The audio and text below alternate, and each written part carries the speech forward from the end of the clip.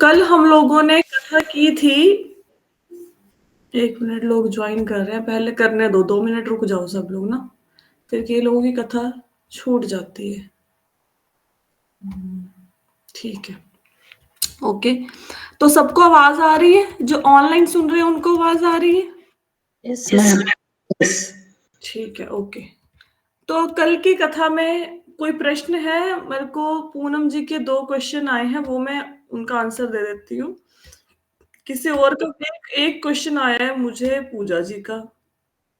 तो ठीक है, आंसर देते। पहले तो पूनम जी ने ना कल की कथा में ये प्रश्न पूछा था कि आपने बोला कि वो जो ऋषि मुनि होते थे वो मृग चर्म को धारण करते थे, तो वो तो फिर हिंसा होगी मृग चर्म को धारण करना, है ना? कि ऐसे किसी जानवर की आप स्किन को यूज कर रहे हो। तो मृग चर्म जो ऋषि मुनि धारण करते थे वो ऐसे जिंदा हिरण को मार के उसका मृग चर्म नहीं धारण करते थे। वो जैसे जंगल में आप जाएंगे ना, जंगल में जैसे कोई जानवर मर गया, अब उसका कोई अंतिम संस्कार थोड़ा ना होता है जानवरों का। तो जो मरा हुआ मृग होता था उसकी चर्म को वो यूज करते थे, पहली बात तो। ठीक है, ऐसे जानवर को मार के उसकी खाल नहीं उतारते थे ऋषि मुनि। दूसरा प्रश्न इन्होंने मुझसे ये पूछा था कि जो धृतराष्ट्र थे उन्होंने जैसे विदुर जी के कहे अनुसार अष्टांग योग का अभ्यास किया था जीवन के अंतिम क्षणों में, तो फिर उन्होंने भक्ति योग को क्यों नहीं अपनाया? भक्ति के पथ पर वो क्यों नहीं चले? तो धृतराष्ट्र भक्ति के पथ पर इसलिए नहीं चले क्योंकि हर व्यक्ति भक्ति योग को ग्रहण करे ये जरूरी नहीं है। अब धृतराष्ट्र ने तो भगवान कृष्ण उनके यहाँ पे तो आया करते थे, हस्तिनापुर आते थे ना। ऐसा थोड़ा था कि पांडवों से मिलके जाते थे और धृतराष्ट्र जी को मिलते नहीं थे, उनको प्रणाम नहीं करते थे या उनसे मिलते नहीं थे, ऐसा नहीं था। और भगवान कृष्ण ने धृतराष्ट्र को समझाने की कोशिश भी बहुत करी कि पांडवों को 5 गांव दे दो एटलीस्ट, वो अपना राज्य कर लेंगे, आप बाकी राज्य अपने पास रखो, युद्ध ना होने दो। लेकिन उन्होंने बात नहीं मानी। तो चाहे भगवान सामने हो, जरूरी नहीं कि कोई व्यक्ति भगवान को भगवान माने। तो जिस विराट पुरुष का दर्शन, विराट रूप का दर्शन अर्जुन ने किया, उस विराट रूप का दर्शन संजय ने भी किया। जो गीता में हम पढ़ते हैं ना कि भगवान ने विराट रूप दिखाया, तो जो उस विराट रूप का दर्शन किया गया, ये संजय को भी हो। तो संजय ने धृतराष्ट्र को ये सारी बातें बताई थी कि ऐसे भगवान का रूप बन गया, ऐसे भगवान दिख रहे हैं, उनके बहुत सारे मुख हैं, उनकी बहुत सारी आंखें हैं। तो इतना कुछ सुनने के बाद भी धृतराष्ट्र उनको भगवान स्वीकार करके उनकी भक्ति में नहीं लगा।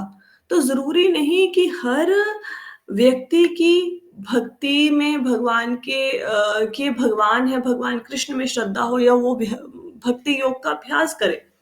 तो जिसने पूरी जिंदगी भक्ति की ही नहीं, पूरी जिंदगी भक्ति नहीं करी, छल कपट ही किया, सब कुछ किया, षड्यंत्र रचे, वो जीवन के अंतिम क्षणों में भक्ति कैसे करेगा?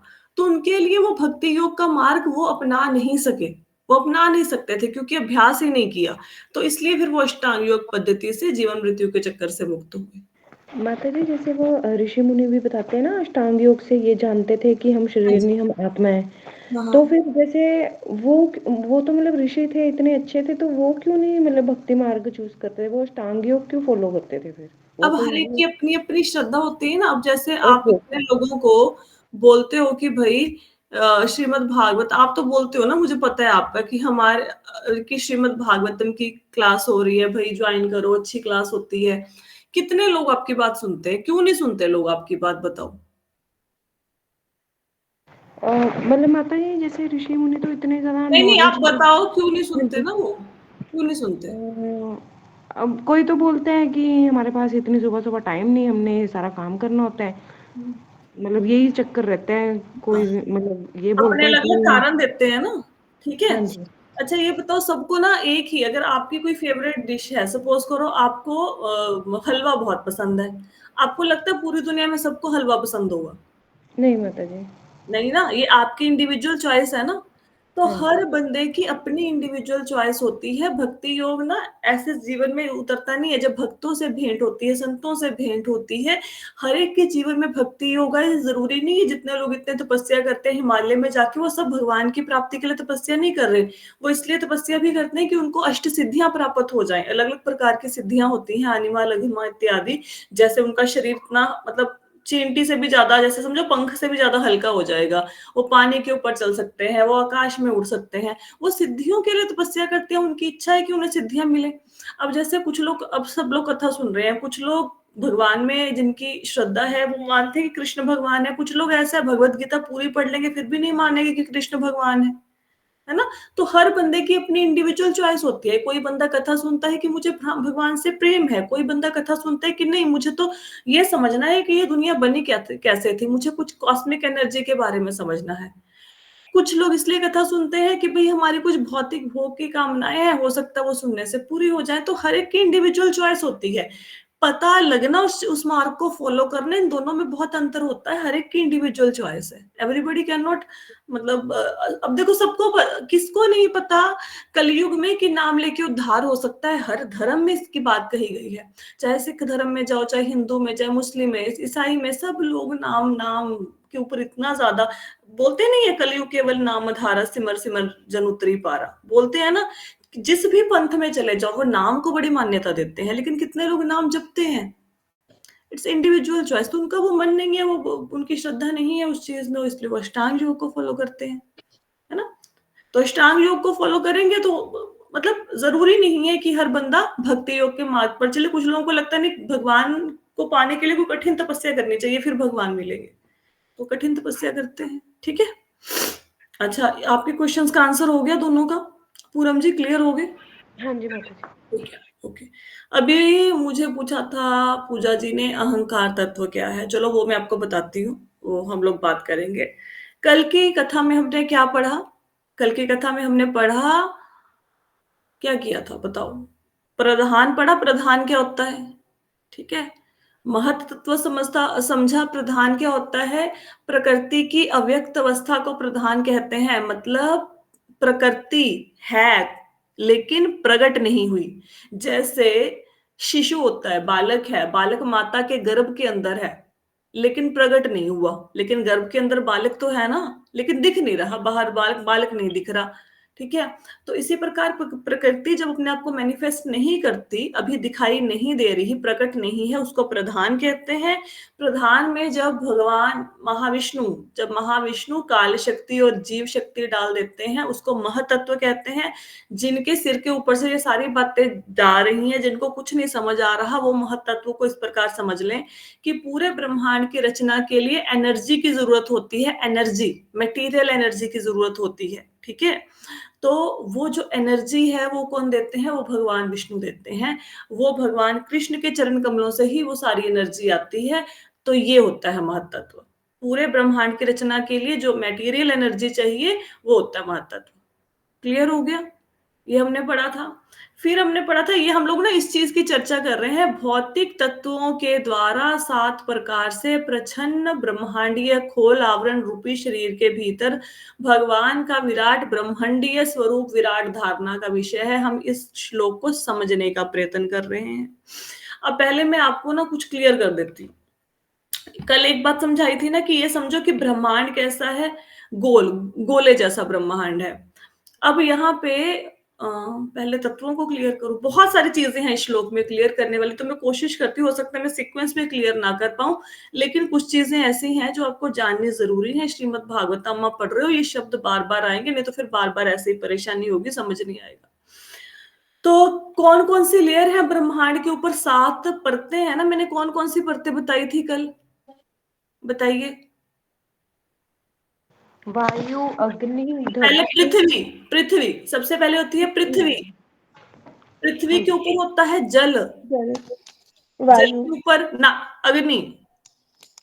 जल के पृथ्वी, बाद जल, अग्नि, वायु, आकाश। आकाश, हाँ, अहंकार, अहंकार। और प्रधान और महत्व। पहले महत तत्व फिर प्रधान।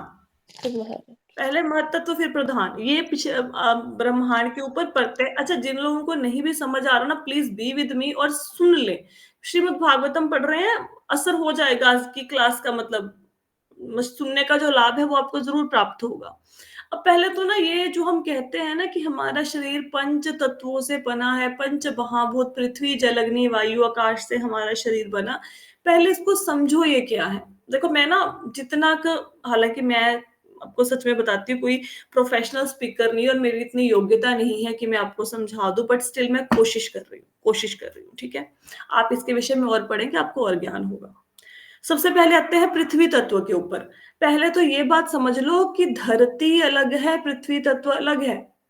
धरती को ऐसा नहीं लेना कि ये जो ब्रह्मांड की बात हो रही है इसके ऊपर पृथ्वी की परत है, इसका मतलब ये है जो हमारी पृथ्वी है उसके ऊपर ये परत की बात हो रही है। पृथ्वी तत्व की बात हो रही है, पृथ्वी की बात नहीं हो रही। अब पृथ्वी तत्व क्या होता है ये समझो। पृथ्वी तत्व होता है जड़, समझते हैं जड़, जैसे जड़ समझाते हैं पहले।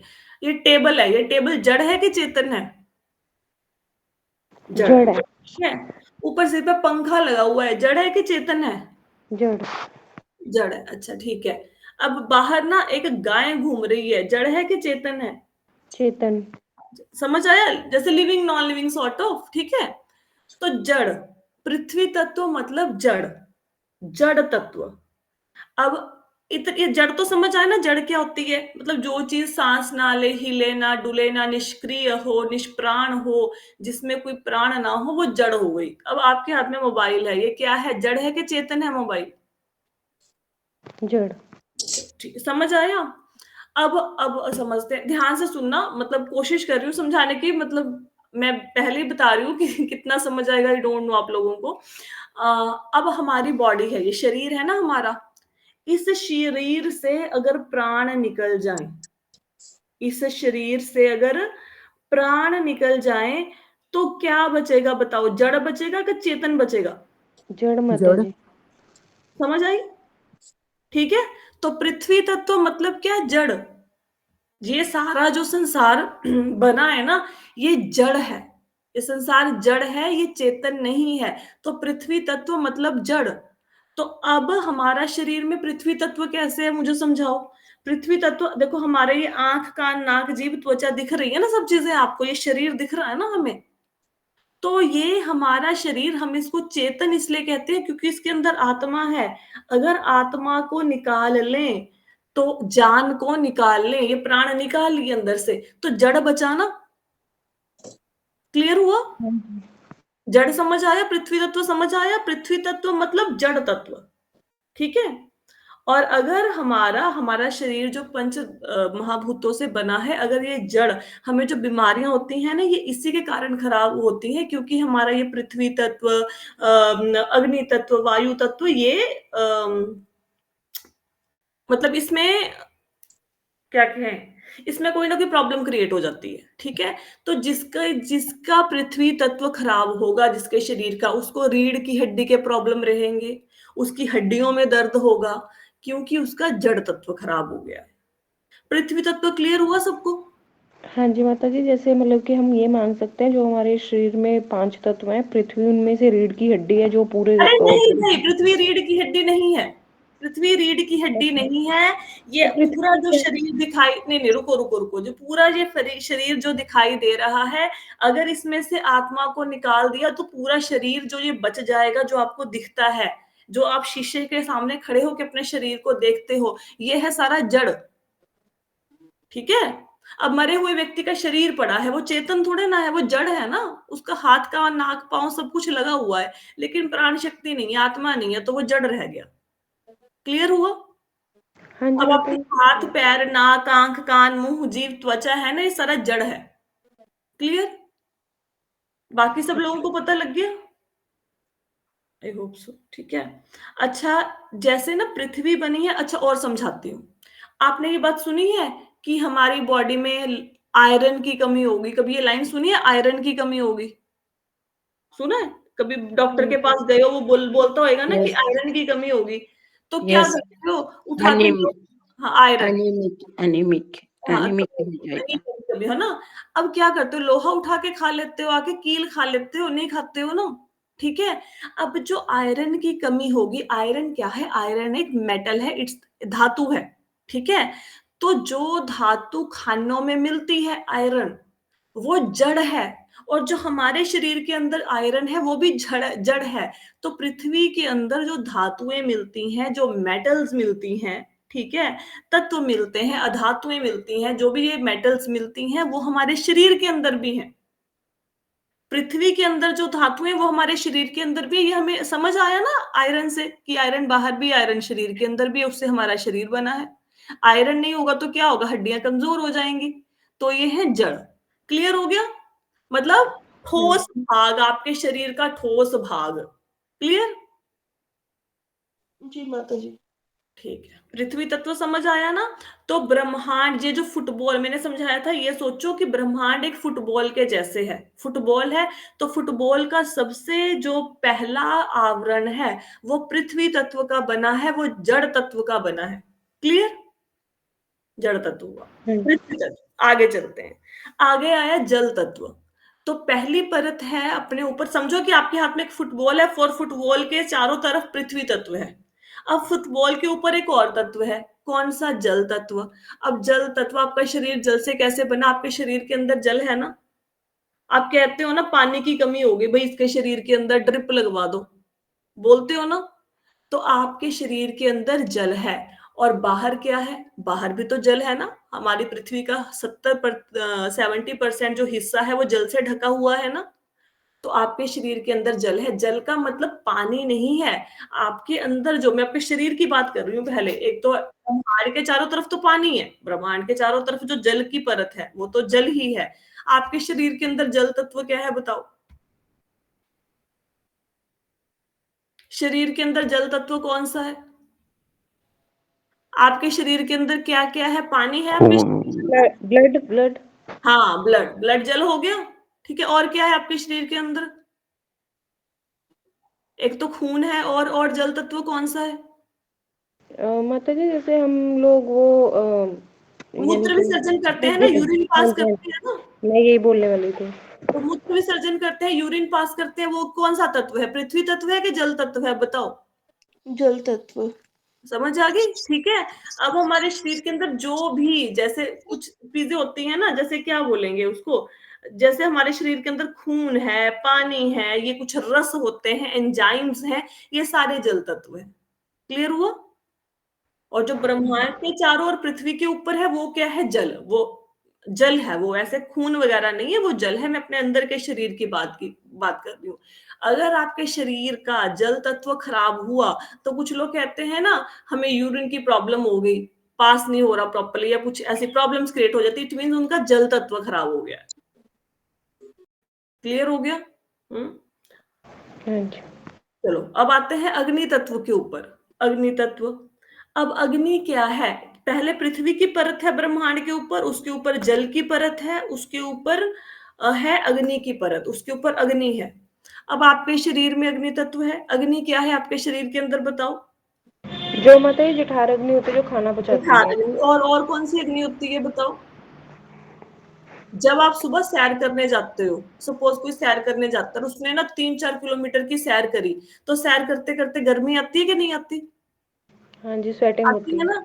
तो जो जो हीट निकली अंदर से, जो अंदर से गर्मी आई है, बाहर आपने हीटर सेका, वहां से हीट आई, या आपके अंदर से हीट आई, आपके अंदर से गर्मी आई?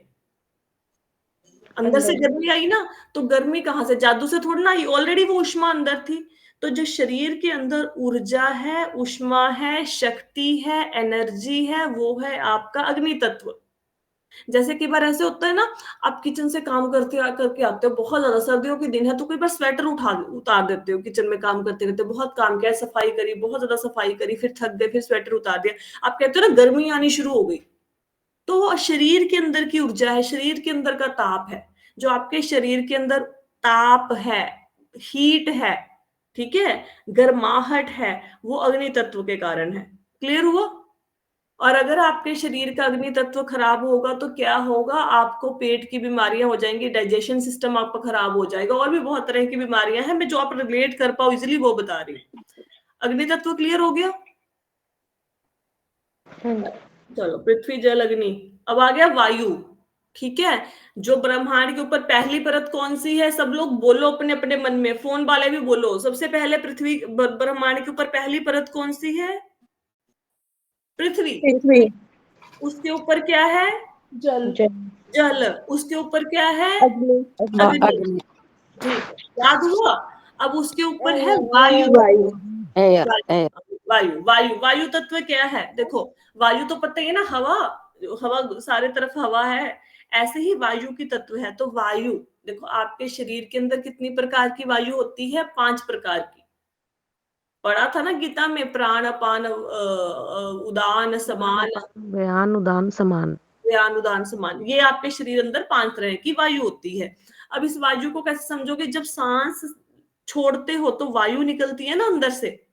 कुछ लोग कहते हैं हमें गैस की प्रॉब्लम होगी, तो वो वायु निकल रही है ना अंदर से। ठीक है, तो आपके एक ना आपके शरीर के अंदर ऐसी वायु होती है जो भोजन को ऊपर से नीचे करती है। आप भोजन ऊपर से खाते हो तो शरीर के विभिन्न भागों तक पहुंचाती है, उदान वायु। तो एक वायु ये होती है जो ऊपर से नीचे, जो आप सांस खींचते हो तो वायु ऊपर से नीचे आ रही है, और जब आप सांस बाहर छोड़ते हो तो नीचे की वायु बाहर आ रही है। तो इस प्रकार 5 प्रकार की वायु होती है शरीर में। ठीक है, तो ये क्लियर हुआ। वायु, माता जी ये नाम बताना, प्राण अपान। प्राण अपान व्यान समान उदान। प्राण अपान व्यान समान उदान। ठीक। अब जहां तक मुझे याद है यही है भैया, बहुत देर होगी पढ़े हो तो मेरे ख्याल से तो यही होता है। ठीक है, चलो ये हो गया। वायु तत्व समझ आया। अब अगर वायु तत्व खराब हुआ आपके शरीर का तो कौन सी बीमारी हो सकती है? खुद गैस करो। एसिडिटी, गैस की पेट प्रॉब्लम। की। हाँ हाँ हाँ हाँ हाँ, समझ आया। Very good. अब समझ पा रहे हैं? तत्व समझ पा रहे हैं? हाँ जी माता जी। वायु तत्व।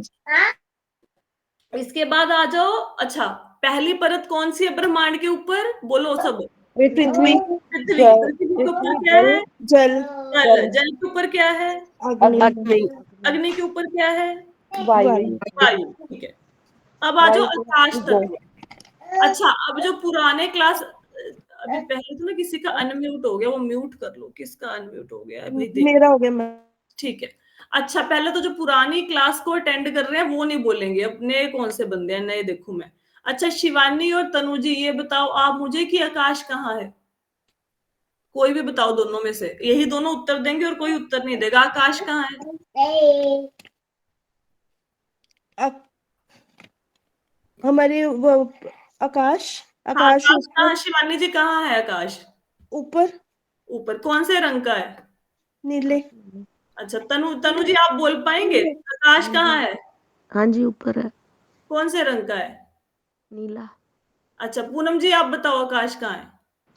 आकाश हमारे चारों तरफ ही है। मतलब ये जो हम और वो ब्लू नीला स्काई। जो है ऊपर, वो आकाश है कि नहीं है? माता जी मतलब उसको आकाश नहीं कहेंगे। जो एक आकाश होती है, साउंड होती है। मतलब जो हाँ, हमारे चारों तरफ है। मुझे सब अब पता लगा कितना प्रोग्रेस किए हैं क्लास अटेंड कर करके। जी देखो, माता जी। आकाश का मतलब वो जो नीला नीला सिर के ऊपर है वो आकाश नहीं है, वो तो बादल है सिर के ऊपर। आकाश है। देखो, मैंने अभी मैं क्लैप करती हूँ, ध्वनि आई, साउंड आया। दिस साउंड, ये साउंड है आकाश तत्व। और साउंड कहाँ है? साउंड तो सब जगह है। सब जगह है ना आकाश तत्व। और आकाश तत्व में पृथ्वी जल अग्नि वायु सब होते हैं। ठीक है, आकाश जिसमें ये पृथ्वी जल अग्नि वायु विद्यमान है वो आकाश है। तो आकाश मतलब साउंड। अगर घड़ा भी है ना तो घड़े के अंदर भी आकाश है। आपका कोई पतीला है उसके अंदर भी आकाश है। आपके चारों तरफ भी आकाश है। आकाश कहाँ है? आकाश सब जगह है। आकाश इज एवरीवेयर। ठीक है, जी क्लियर माता हुआ आकाश तत्व? शिवानी जी जी माता जी। जी हुआ? माता जी। अब सिर के ऊपर आकाश है कि नहीं है? सारी तरफ है। सब सिर तरफ के है, ऊपर वो भी नीला नीला है। आकाश नहीं है। ठीक है, चलो आकाश तत्व समझ आया। अब आकाश तत्वों को कैसे समझेंगे? आकाश तत्वों को समझने के लिए ये अभौतिक होता है। ये ऐसे नहीं समझ में आएगा कि आकाश आपके अंदर के शरीर का आकाश निकाल के दिखा दो। वैसे आकाश को आप आकाश की तुलना मन से कर सकते हैं कुछ, पर आकाश को मन भी नहीं समझ रही। आकाश मतलब साउंड। साउंड है ना अपने अंदर, वो आकाश है। अब कहीं कहीं पे ऐसा लिखा होता है कि आकाश की तुलना मन से कर लो, जैसे आकाश में बादल है, धूल है, कभी आकाश साफ होता है, ऐसे ही मन में कभी अच्छा विचार आता है, कभी बुरा विचार आता है। तो आकाश मतलब साउंड। क्लियर हुआ? तो इन पांचों तत्वों से मिलाकर हमारा शरीर बना है। अब आप मुझे बताओ कि ये लाइन हमारा शरीर पृथ्वी जल अग्नि वायु आकाश से बना, आपको समझ आई कि नहीं आई प्रॉपर वे में? हाँ आ जी गया मतलब माता जी। समझ आ गया। जैसे मेरा ये था कि जैसे कोई डेथ होता है किसी का, तो जैसे बोलते हैं ना, पृथ्वी पृथ्वी में मिल जाती है, हाँ, वायु वायु में, तो हाँ, ये सारी चीजें मतलब जैसे हाँ। पृथ्वी में ही मिल जाता है तो वो बॉडी। तत्व उस तत्व में मिल जाएगा ना, वो हाँ जी। तत्व जो हमारे शरीर को उस तत्व में मिल जाएगा। ओके माता ठीक जी। है, अग्नि अग्नि में मिल जाएगी, जल जल में मिल जाएगा, आकाश आकाश में मिल जाएगा, तो बॉडी खत्म तो हो जैसे जाएगी। हमारी बॉडी का जो आकाश वाला सिस्टम है, जो हमारी बॉडी का आकाश है, तो हाँ, मतलब वो जो हमारी बॉडी के अंदर की साउंड है वो तो चारों वो तरफ मिल आकाश जाएगी। चारों तरफ आकाश है ना, आकाश आकाश हाँ में जी, मिल हाँ जाएगा। जी। जी क्लियर हो माता जी। गया? हाँ जी। शुक्र है भाई, मुझे पता नहीं मैंने कितना सही गलत समझाया, अपनी तरफ से कोशिश तो बड़ी करी है पढ़ के समझाने की, हो सकता है कुछ त्रुटि रह गई हो तो मुझे कृपया माफ कर दे। ठीक है, तो ये हो गए तत्व। समझ अब आ गया अच्छे से। समझ आ गया। अब उसके ऊपर, आकाश के ऊपर क्या है भाई बताओ? ईगो। ईगो। अब अहंकार, अहंकार किसको कहते हैं? अहंकार का मतलब ये नहीं होता देखो मेरे पास कितना पैसा है मैं अहंकारी हूं, देखो मैं कितना सुंदर, वो अहंकार नहीं। अहंकार होता है दो प्रकार का। एक होता है रियल ईगो, एक होता है फॉल्स ईगो। रियल ईगो मतलब सच्चा अहंकार, एक होता है मिथ्या अहंकार। सच मिथ्या अहंकार क्या है कि मैं ये शरीर हूं। अब हम लोग सब लोग भगवान के और साथ भगवान के धाम में थे, हम धरती पर कैसे आके गिर गए? हम ऐसे धरती पर आके गिरे कि हमारे मन में ये हुआ कि जैसे भगवान यहाँ के एक तरह से समझो कि राजा है, भगवान सब चीजों का भोग करते हैं, ऐसे मुझे भी सब चीजों का भोग करना है, मेरी अलग से पत्नी होनी चाहिए, मेरे बच्चे होने चाहिए, मेरा अपना घर होना चाहिए, ऐसा हमारे मन में विचार आया। तो भगवान ने, जैसे बच्चा कोई जिद करे कि पापा मुझे गाड़ी चाहिए, गाड़ी चाहिए, तो पापा ऐसा नहीं अपनी गाड़ी की चाबी दे देंगे कि चला ले। पापा क्या करेंगे, उसको लाके छोटी खिलौना गाड़ी ले लेंगे कि भैया ये तेरी गाड़ी है बेटा, ये तू इसके साथ खेल। ठीक है, और बच्चा खुश हो जाता है। तो भगवान ने ऊपर से हमें नीचे इस धरती पर ला दिया कि भाई तुम्हारी जो इच्छा है कि मेरी अलग से पत्नी पति घर बच्चे सब होना चाहिए, ये तुम सब चीजें यहाँ पे तुम्हें मिलेंगी, तुम अपने घर के खुद स्वामी होगे, बच्चों के स्वामी होगे, पत्नी पति तुम्हारा होगा। लेकिन जब तुम इस जगत में जाओगे तो तुम वहां पे देखना कि उस घर में कितने, जगत में कितने दुख हैं, और वहां पर दुख जो इतने हैं उनको देख के तुम्हें रियलाइज होएगा कि तुम कितने सुख में बैठे थे। अब कोई बच्चा हो, वो अपने पिता से अलग हो जाए कि नहीं पापा मेनू तो अड्ड कर दो, मेरे को तो अलग कर दो, अलग कर दो। तो वो अलग कर दो जो कहता है, तो जब उसको ऊपर खर्चे पड़ते हैं घर गृहस्थी के, तो सोचता है अरे भैया बढ़िया था, हम ज्वाइंट फैमिली में थे, खर्चे डिवाइड हो जाते थे। याद आती है ना फिर पिताजी की। तो भगवान कहते हैं कि जब तुम नीचे जाके देखोगे कि संसार दुखों का घर है, वहां पे जाके भोगो जो तुम भोगना चाहते हो, लेकिन उनको भोगने के साथ साथ तुम मेरी भक्ति करना और मेरे धाम में वापस आ जाना, ये रियलाइज करके कि ये जो संसार है ये दुखों का घर है, भक्ति करके मेरे पास वापस आ जाना। तो हम तो आके संसार में रम गए, हम तो अपने पिताजी के पास वापस गए ही नहीं, हमें तो संसारिक माता पिता ही माता पिता लग रहे हैं। तो क्यों क्यों धरती पर आए हम? अहंकार के कारण आए ना, मिथ्या अहंकार। यहाँ पे आके हमें क्या हो गया कि मैं तो शरीर हूं और शरीर के लिए धन जोड़ लो, इसको पार्लर ले जाओ, इसको खाना खिला दो, इसके लिए बैंक बैलेंस बना लो, इससे बच्चे उत्पन्न करो, फिर उनका पालन पोषण करो, तो ये अहंकार है हमारा। ठीक है, इसको कहते हैं फॉल्स ईगो, झूठा अहंकार। सच्चा अहंकार क्या है? अहंकार से आपका पीछा नहीं छूटेगा, अहंकार तो जीवन में रहेगा, या सच्चा हो चाहे झूठा हो। हमें सच्चा अहंकार धारण करना चाहिए। सच्चा अहंकार क्या है? झूठा अहंकार ये है कि मेरा ये नाम है, मैं इस कथा की वक्ता हूं, ये तो हो गया झूठा अहंकार।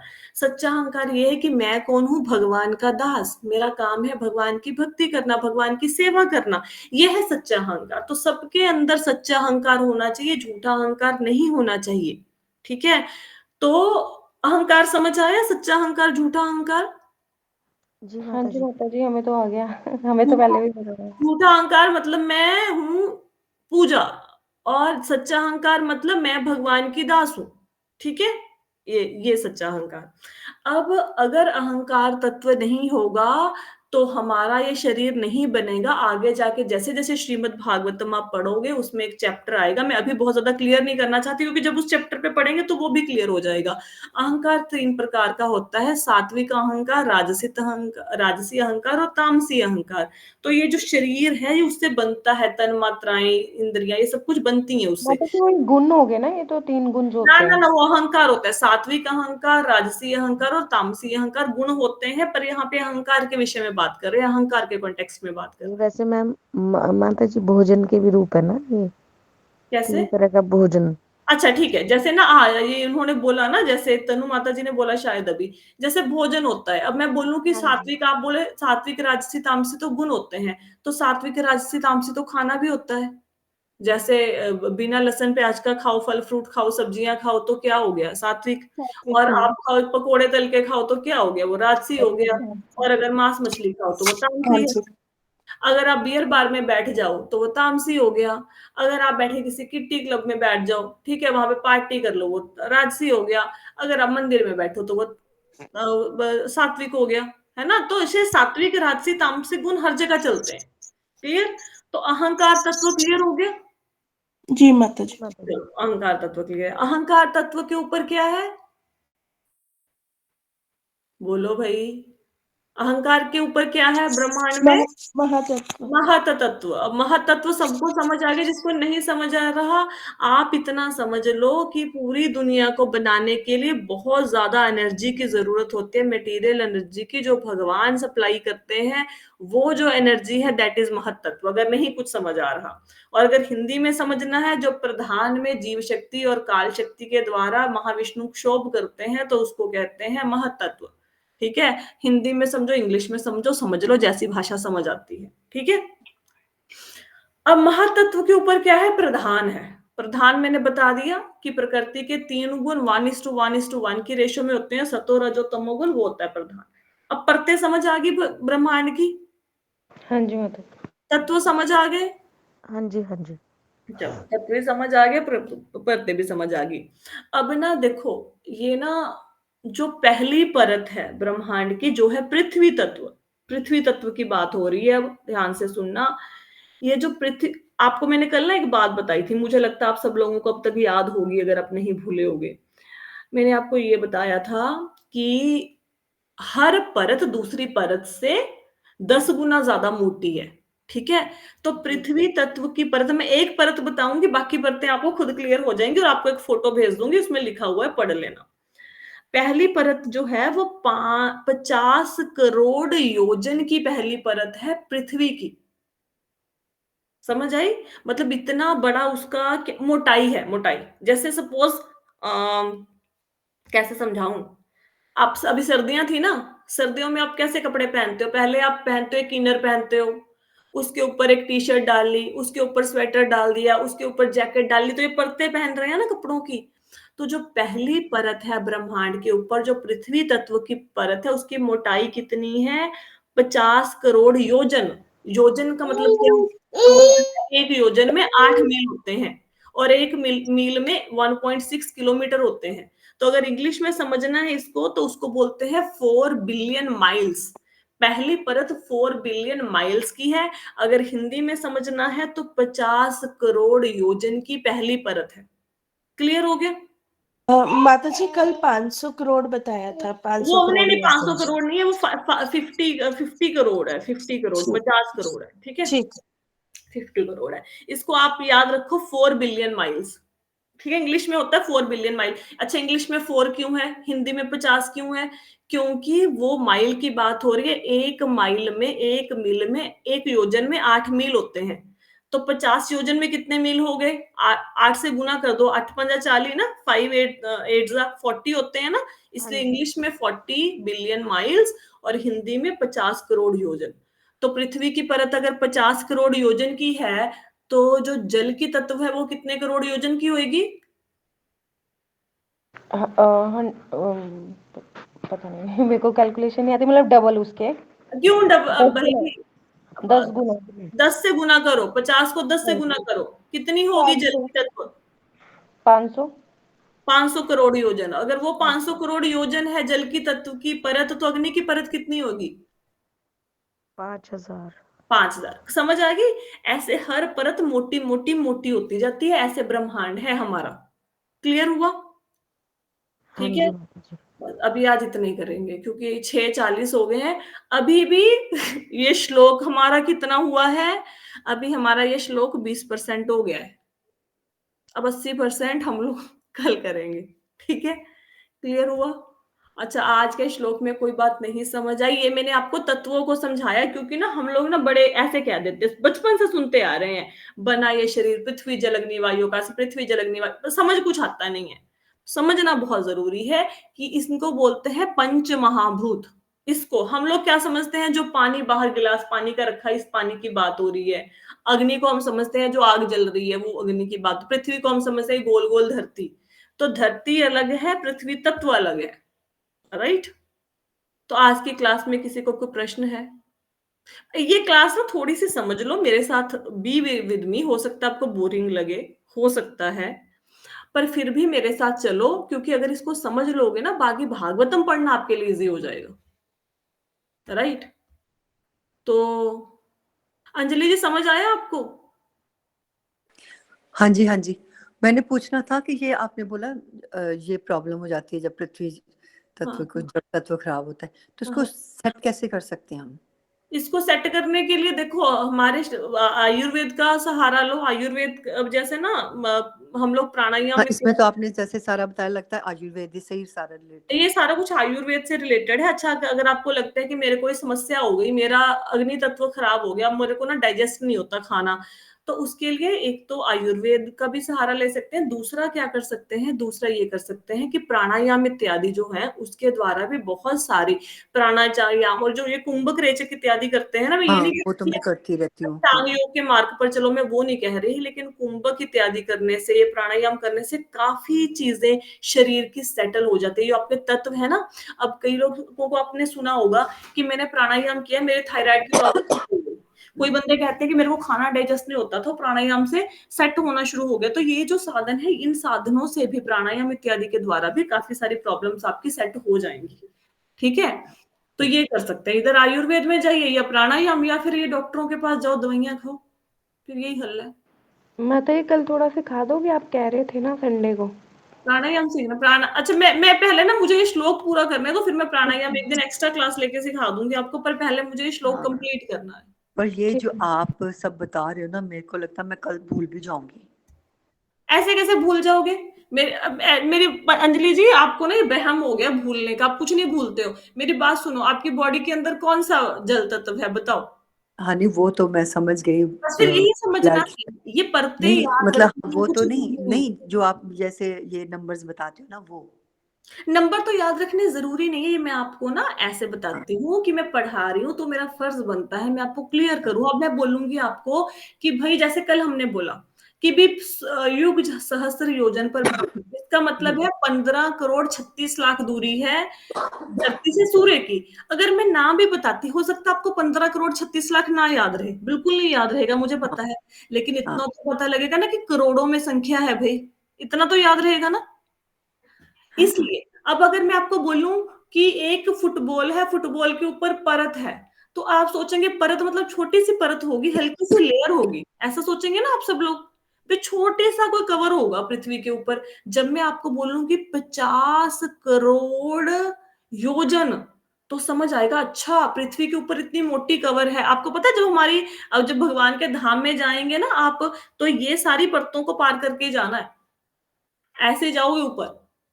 तो ये कितनी मोटी-मोटी परतें हैं। ये हमें हमें तो उसकी मोटाई का थोड़ा अनुमान, ऐसा नहीं कि आपको ये याद रहेगा कि 50 करोड़ योजन, लेकिन इतना पता लगेगा कि करोड़ों में है ये परत। इतना तो पता लगेगा ना।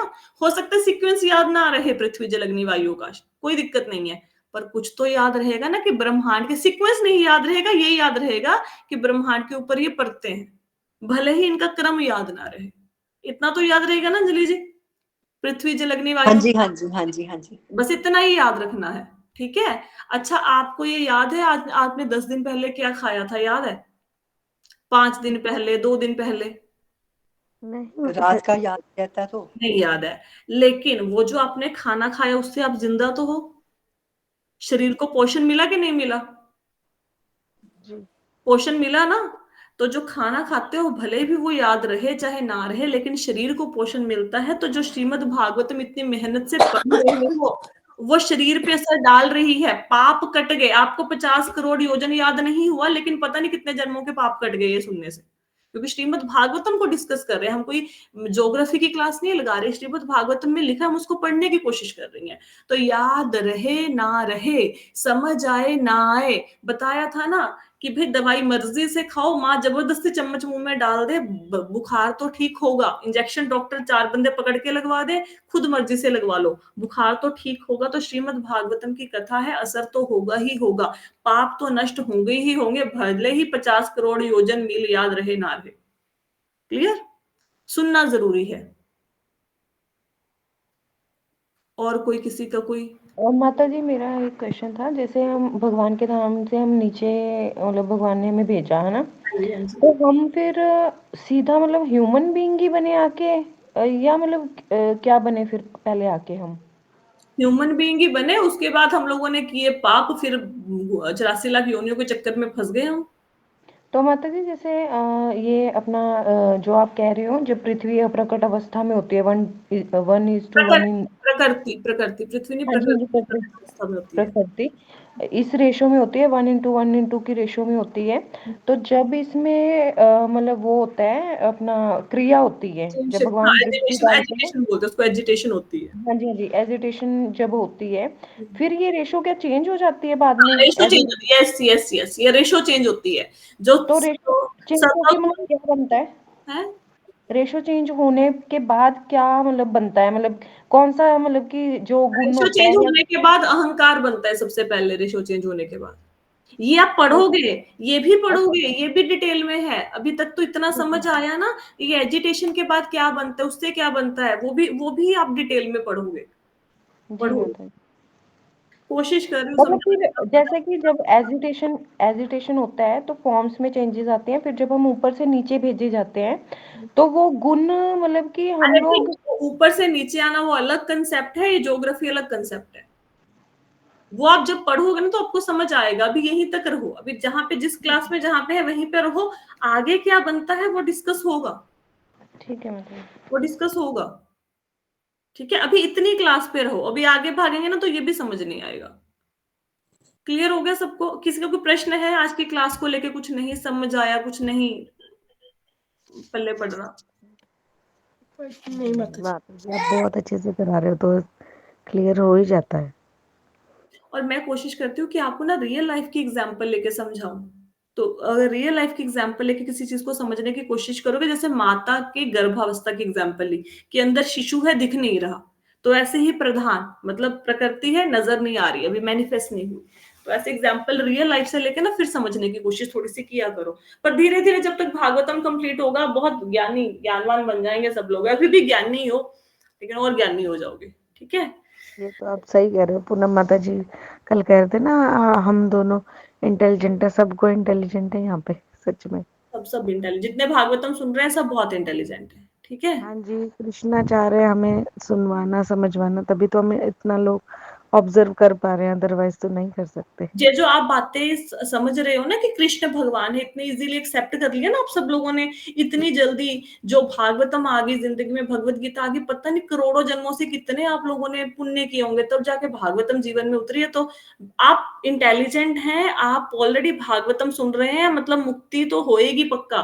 ठीक है, बस ध्यान से सुनो, श्रद्धा से सुनो, भक्ति करते रहो, तो डेफिनेटली मुक्ति की टेंशन मत लो। जब हम श्रीमद् भागवतम पढ़ते हैं तो श्रीमद् भागवतम हमारी मुक्ति की भार अपने सिर पे लेती है, हमारी टेंशन खत्म। श्रीमद् भागवतम मुक्त कराएगी, समझ के पढ़ो। ठीक है? चलो ठीक है। मतलब हाँ जी, जैसे बोलो। हम तो मुक्त हो जाएंगे, जैसे आप मतलब कि भागवतम सुन रहे हैं, लेकिन हमें सबसे ज्यादा अपने नियर वन का होता है ना, जैसे हस्बैंड है, तो अरे हम भाई, चाहते हैं वो कि। मुक्त, अरे जो जिस परिवार में विष्णु भक्त एक पैदा होता है उसकी 21 पीढ़ियां तरती हैं, तो आपके हस्बैंड आपकी 21 पीढ़ियों में नहीं आए क्या?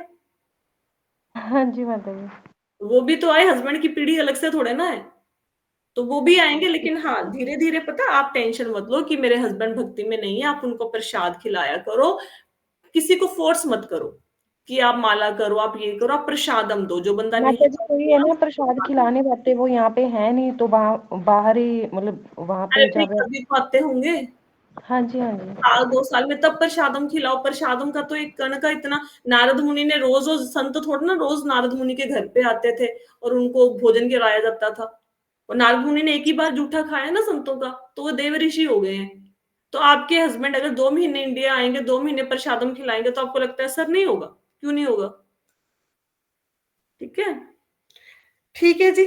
आज की कथा को यहीं पे विश्राम देते हैं। होप सो कि सबको क्लियर हुआ होगा। नहीं कुछ समझ आया तो पूछ लेना क्वेश्चन मैसेज डाल के। तो Hare Krishna, thank you so much. Hare Krishna Krishna. माता जी, राधे हरे राधे। कृष्ण माता जी।